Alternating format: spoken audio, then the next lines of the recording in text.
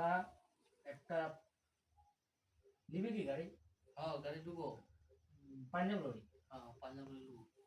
ওই 10 টাকা 10 টাকা লরি নেবো, অত দামি না হলে কি করবি? 15 টাকা 16 টাকা লরিগুলা, বুঝেছিস? হ্যাঁ ওগুলা নিয়ে কোনো ফালতু লাভ না। তাহলে এক কাজ কর, তাহলে কবে নিবি বল? তাহলে পরশু নেবো রে, পরশু।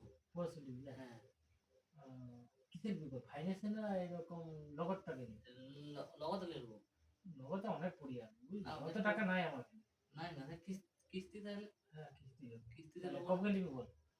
পরশু নেবো রে। পরশু নিবি বল? হ্যাঁ আমার কালকে একটা কাজ আছে, কালকে কাজটা করে দিয়েছে, পরশু নিয়ে যাবো। তাহলে তাহলে এখন আপাতত পয়সা কত আছে বলতো? পয়সা মোটামুটি আছে। পয়সা তুই দেখ পয়সাগুলো কত আছে, যে একটা গাড়ি নিতে হবে। আমার এখনো আছে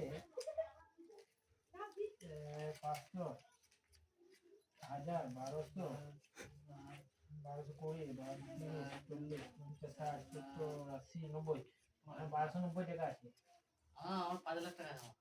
তো 5 লাখ টাকা তাহলে আরামসে হয়ে যাবে, বুঝলি? আমিও ভাগা থাকবো। তুই ভাড়া থাকবি, কত দিবি বল? আমার কাছে এই টাকা আছে।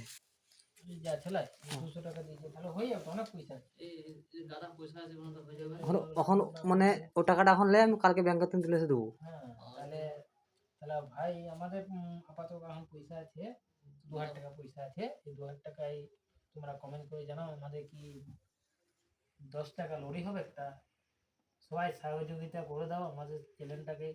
অবশ্যই নতুন নতুন ভিডিও পাওয়ার জন্য, এরকম ভিডিও পাওয়ার জন্য অবশ্যই ফলো করে রাখো, আর লাইক কমেন্ট শেয়ার করবেন। এই যে আর অবশ্যই যদি হয় তোমরা কমেন্ট করে জানাবেন। হ্যাঁ, ঠিক আছে।